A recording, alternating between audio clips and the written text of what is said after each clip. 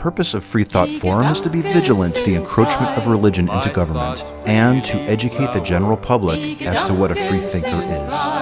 My thoughts give me power. No scholar can map them. No hunter can trap them. No person can deny. Die Gedanken sind frei.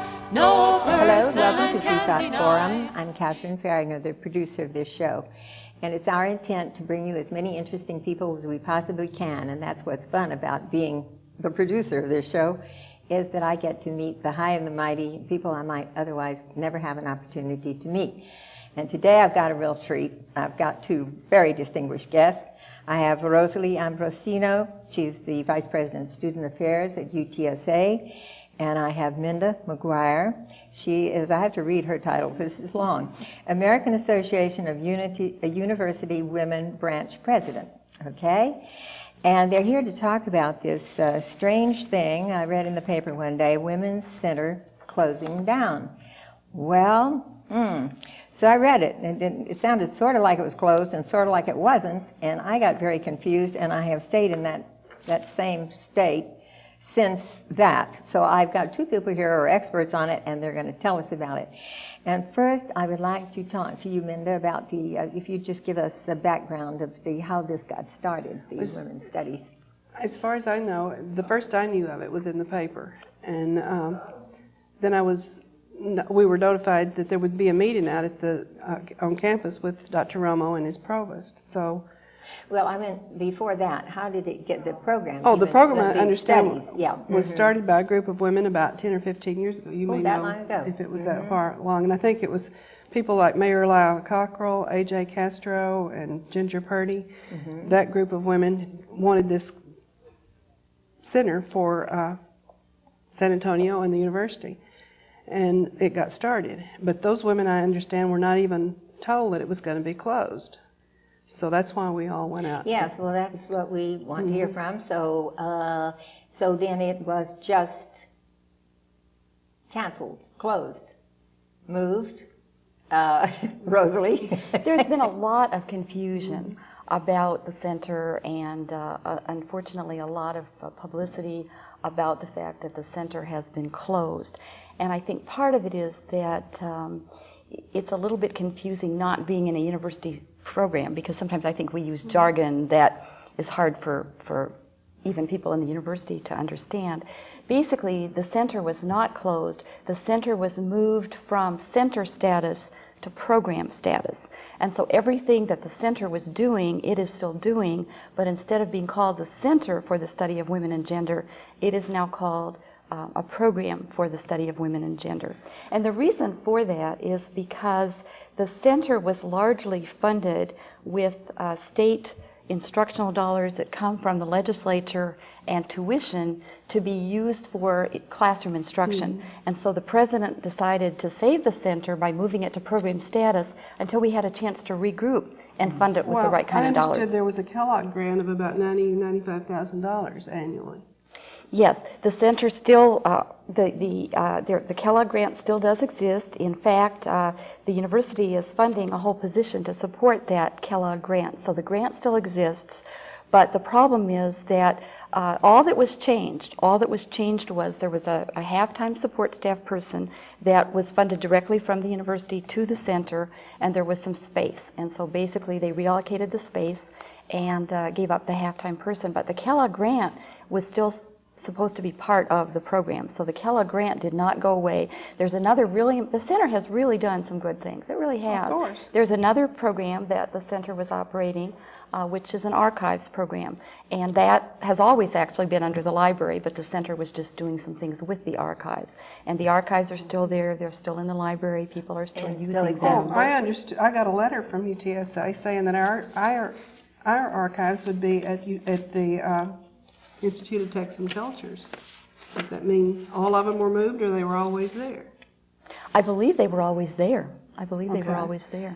But that was the kind of thing that I was hoping that this center could do, the research, because our organization really believes in research of all kinds of programs. So you may have heard of the hostile hallways about bullying, teasing, and sexual harassment in school. These are national research papers. There's a new one out that I don't have a copy of because I've loaned it out, but it's Yes We Can, and it's a study of Latino women, which primarily is what UTSA is, and how those women are, their families sometimes, their culture, prevents them from attending college. And we're working with UTSA in the process of bringing junior high girls in for one day and doing science and math with them, mostly from the southern counties south of here. And the whole purpose of that program is to make sure that the girls at least see a campus. Sometimes they bring their mothers with them. They know what's going on. But this is why we were upset about the center, because we have interest in education. That's our primary focus. Of course, and I can... Of all women and girls, and this really disturbed us. Sure. And I can see where you would be really upset if you thought all that was going away. What the president has done, by the way, is to set up a committee that includes 15 members. 2 of them are community members who were on the center's advisory board. And we have been charged, I'm chairing that committee, we have been charged now with stepping back and looking at what should a center do? Should a center be doing the kinds of things that you're talking about in relation to research, looking at gender issues, looking at harassment? Those are some excellent publications. And by the way, this committee, when it does its work, in no way is implying that the things that the center in the past has done or hasn't done were not done well. But what we're doing is now to say, okay, if we have a center at UTSA, what else could it be doing? Could it be doing more of the kinds of things that you're talking about? Well, they didn't have as much money, and funding is a big issue. So one of the things that we're going to be looking at is, you know, and I've worked with centers in other places and centers at UTSA, and one of the problems a lot of times with centers is that it's difficult in terms of funding. So what we'd like to do is generate some money so we get an endowment so that we don't have to worry about, you know, raising kind of nickel and dime money. And this couldn't have been done as a center. It has to be done as a program. Well, it has to be done with the right kind of dollars. So right now we can use state dollars for program, but the key is to get the right kind of money so it can go back to center status. So that's what we're really talking about. I think, for example, if we could team with AAUW and other institutions and write some grants, we could collaborate with other programs in the United States. And the center was doing some of those kinds of things. And again, I don't think we want to look at what it was or wasn't doing. But if it really had the resources that are needed, if it really had more resources, if we really paid the kind of attention to it that we needed to, then what are some of the other kinds of things that it could do? And that's what I think we need to look at. Well, when will we see some of these results? Well, the center committee has had its first meeting. We met this week. We've got a very diverse group of women. We've got some faculty women. We've got women from all different ethnic groups. We've got students involved. And our plan is to do a real look at what some of the other centers and programs in the United States are doing. Because one of the things we're finding is some other universities have programs that are bigger than centers, and you know, there seems to be a semantic kind of thing. Our plan is to have a report in draft form by the end of this semester, have it submitted to the president no later than February the 1st, and it's not just going to be a vague plan. We want a plan that says, this is how we're going to go out and generate the money. These are some of the kinds of places we think we need to go. These are some of the kinds of groups like AAUW that we can work with to hopefully generate some of the kind of money that we need. Are any of the women who were on the original board on your committee? Yes, AJ Castro is on it and Bonnie Reed is on it. Okay. And we're also collaborating with others too. Just because we've got 15 members, we need to draw in a lot of different voices. And so I've already been in contact with Linda Schott, who was the director of the center, and have asked her to give me information.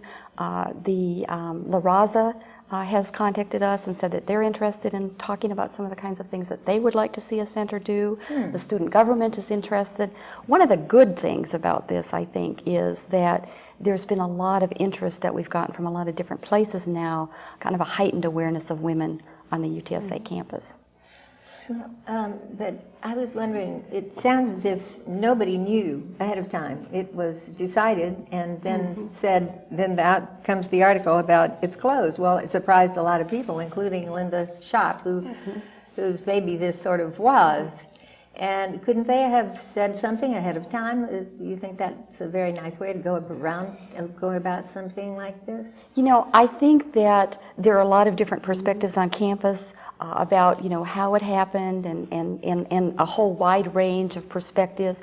I think the main issue is that perhaps it got conveyed that the center was closed when, in a lot of people's perspectives at UTSA, it was moved to program status, and it was still trucking on and doing the kinds of things that it was doing. Closing. And they use the word close all the time. Right. So I thought, well, there goes my 15 minutes of fame. They sent me away. And see, I can understand that, because if I had heard that a center had been completely shut down, I would have been upset Well, we too. understood at the meeting that we had with Dr. Romo that it was not shut down, it was being moved to history.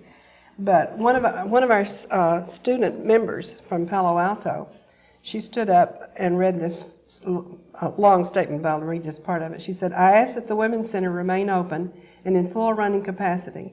It's important to me, a potential UTSA student, to have a place of support for women at the university I elect to attend. The history of society is a continuous struggle toward affirmation of fairness and equality. Therefore, to hand this to a department such as history would weaken the focus and strength and intent of the reason it was originally established." And that was her feeling and mine too. And I think that's an important point. And one of the things that this committee is looking at is, where should a center be housed? Because, and there are trade-offs. I've been part of programs and I've been part of centers, and there are advantages and disadvantages, I think, of both. If a program is in an academic college, then it's much easier to get courses arranged and courses taught and that kind of thing. If it's a center, sometimes it's easier to get research dollars that are interdisciplinary, and those are the kinds of things that we're going to have to look at. But the other issue, I think, is to look at, you know, should a center do everything, or do we need to look at, are there multiple needs of different groups of women on campus and in the community, and should we have different kinds of programs? For example, maybe right now we don't have a major in women's studies. We need to. We really need that. But is that better to be under a center, or is it better to be under an academic program? We have right now, for example, a women's counseling center. And one of the things that happened with all of this was that some people started calling because they thought counseling services for women had been shut down. No, we have a counseling center that serves students, and they do some things with women. But again, we have a very heavy demand for the kinds of counseling that students need on campus, and we haven't had the funding to organize support groups for women, a lot of older non-traditional women who go back to school, and that's a need that we have to meet. We have a women's health program at the downtown campus that's been in operation for several years, and it's very interesting to me that in all the years of operation, there has only been one woman who has not gone to an appointment. I mean, that is very popular. We could double that. So we have to look at, you know, should all that be wrapped into a center? Should there be multiple programs? And what should a center do? You talked about the research and the exciting kinds of research. We need more research. We need to look at what about issues relating to Latino women. UTSA, for example, has a large population of Mexican American Latino students. And are there differences in the way those first generation women come to UTSA, and what are some of the support services we need for them? What I'm afraid of is that some of those may elect not to come because they know now there is no center there. That was our, and our primary focus, as I said before, is positive societal change, and this seemed like a negative. Exactly. And that's why it's so important that you've given us the opportunity, and I really appreciate it, to talk about this important issue, because, you know, I think that we really need to spread the message that not only is the center not being shut down, that President Romo told me the other day when I met with him, in fact, to brief him about our first meeting, we're going to have a center. I've made the commitment. We're going to find the money, but the right kind of money, so that we can have a center. But I think that this outcry is showing us that we need to do more than a center, that there are a lot of other issues that we need to address too. I understood that a center could be an umbrella kind of operation, whereas a program is usually within one of the departments, like history or well, see, I think it varies. You know, I was at UT Austin for 25 years before I came to UTSA, and it is a program there, but it's an interdisciplinary program that's housed in a college, but it's supported by all of the colleges. So there are lots and lots of different ways that programs, centers, whatever you call them, can be organized and funded. And I think the important thing we need to look at is, what should the mission be? Who should it serve? how should we make those kinds of decisions? Well, one of the things that came up at the meeting was someone said that I think Harvard and Stanford and Yale possibly all have women's centers, and UTSA was the only one of that kind in Texas. In Texas. And then it's gone. Is the new center going to be modeled on those from the Ivy League schools? Well, I think what we're going to do is look at different models, and we're going to look at Wellesley has a really successful women's center, for example. Stanford does, Harvard does, but obviously we want to tailor it so that it meets the needs of UTSA. Well, but yes, we're absolutely going to look at what other centers do. And if you have any information that AAUW has put out, that would be really helpful. I'll look for it. That would be good. Well, I'm still sort of puzzled. I still don't see why. Why you couldn't have said something about this change before it came out in the paper, closed. Well, it was so dramatic. I think the publicity that went out from UTSA said moved to program status. I never saw anything that was put out by UTSA media that said moved. I think, but by the time it reached the community, the word was closed. Closed, yes. Well, that was good. Did you call up the paper and complain? Yes. I would have. This started a lot of trouble. It did. And a lot of confusion. And concern. Well, It did. yes, It did. really. It I did. thought it was It like did. being, you said it's not a center, it's a program, sort of like going from colonel, full colonel to sergeant or something. That's my conception. Yeah, that was It what still I, is. And as I said, I mean, I've worked in both, and the big issue, regardless to me, is funding and maintaining a steady stream of funding so that a program can be supported. And I've worked for programs that were bigger than some of the centers I worked for. So I think, but those are some of the kinds of issues that this committee is going to look at.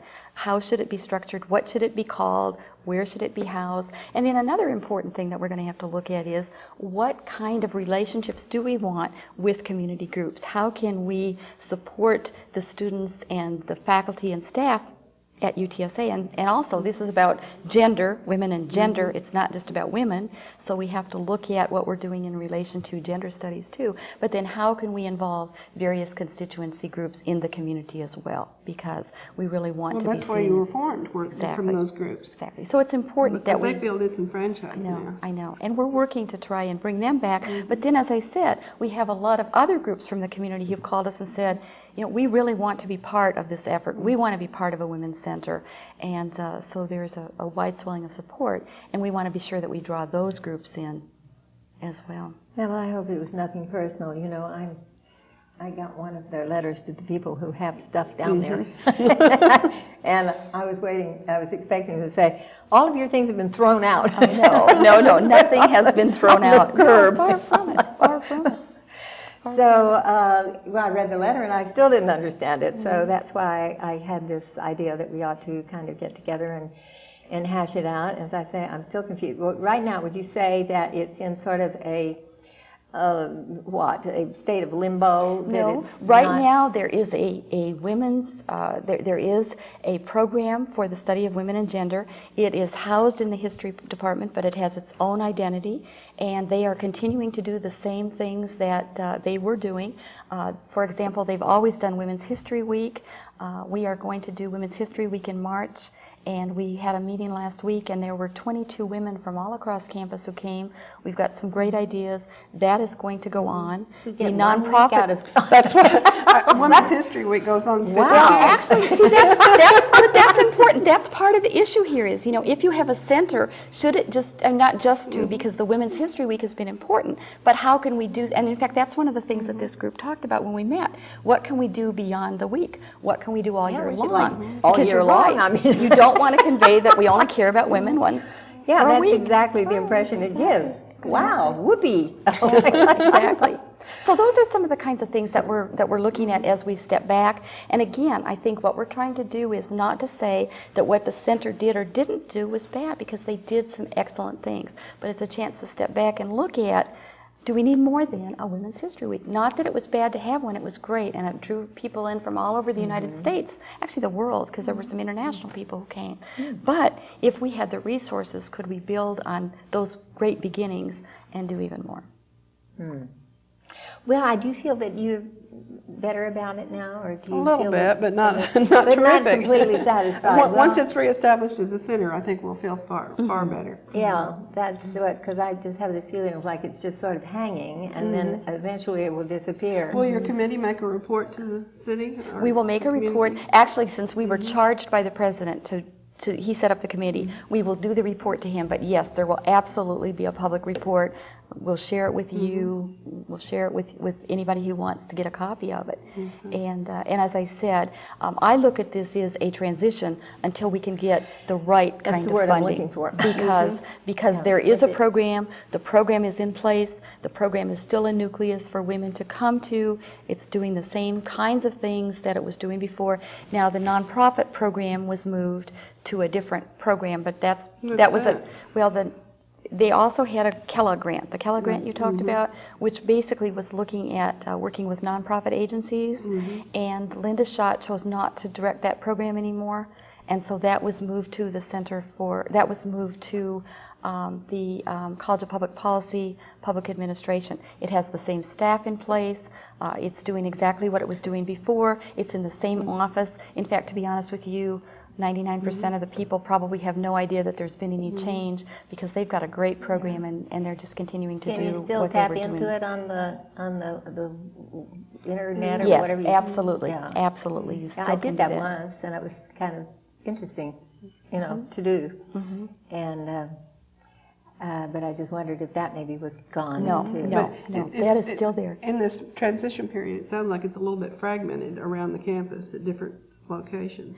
No, I think that it was always, in other words, Linda Schott, as the director of the Women's Studies program, had her office on the 1604 campus, and the nonprofit program was downtown. It's always been like that. So nothing has changed in terms of the location. They didn't move all that no, stuff. No, nobody moved, nothing Yeah, well, got that moved. It was confused me always too, I like that. thought. I think a lot of people when they, a center is a nucleus of activity, and often, especially at UTSA, because we've grown so fast, space is a real problem. You've got different programs housed in different areas, but it was like that before, so that has not changed. But I think a lot of people probably did have this vision of everybody being co-located together, and it wasn't like that in the first place. Now when we get a new center, hopefully we can have that. Are you looking for funding? Yes, yes. And part of our plan will include funding. For example, we are, I believe, 27th in the United States in terms of the National Institute of Health dollars that we get at UTSA. We're 27th among all universities. We get a lot of money from the National Institute of Health. We could get money for women's research, I think. I mean, women's health is a big issue. I thought the health center took care of that. We have a lot of health-related funding. In fact, we have a faculty member who has a center that he oversees that has $6 million of funding. And so I think we could look at ways to piggyback on some of those How other many kinds of things. centers are there at UTSA? And what I really do not know Quite a off number? the top of my head. I would say we probably have probably about 10. So they're primarily for other... They're primarily funded with dollars that come in from federal and state, not academic monies, but other monies like state government, for example. They come from foundations. Well, would there be any possibility that people could lobby over in Austin for money specifically for a women's center? Sure, that would be a possibility. That would be, and I think when we put our report together, it's going to talk about specific ways that we can get money, and then I think definitely we need to involve the community. For example, if we're going to, one of the things that we've talked about, now I'm the chair, we've had one meeting, so keep in mind the committee really has to make this decision, but what I would like to see is some kind of an endowment where we could get some contributions, maybe have some kind of a campaign where we get some donors to give some money. Well, I thought these ladies originally did. Well, they came up with some money, but the thing I was concerned about, and it's not that wasn't a good effort because it was a wonderful effort, but the problem is if you don't have an endowment, then we're going back to the same people the next year and the next year and the next year because we don't have any kind of long-term funding. An endowment, you invest, and then assuming that the investments go well, yes. we hope, May not. right? Yes. Then you draw off that, so then you don't have to go back to the same people all the time for contributions. And that's really what we need. We need to do that. Well, these women are powerful enough. I think they could I think arrange so. that I if they were on your side. But I think so. you've alienated some of them. I think we have some building to do. I really do, and I'm really excited that we do have 2 of them on our committee, and I know that they will be a good nucleus to go back and work with other people. Well, you know, last month ACLU honored Romo, Mr. President, whatever. President Romo. Doctor, I'll get it right sooner or later. And there I was going in, and here are all the picketers outside, and I'm thinking, I think maybe I'm going to the wrong place. I'm not sure. And that's when I got this idea of, let's get this straightened out. I'm so confused. I don't understand it.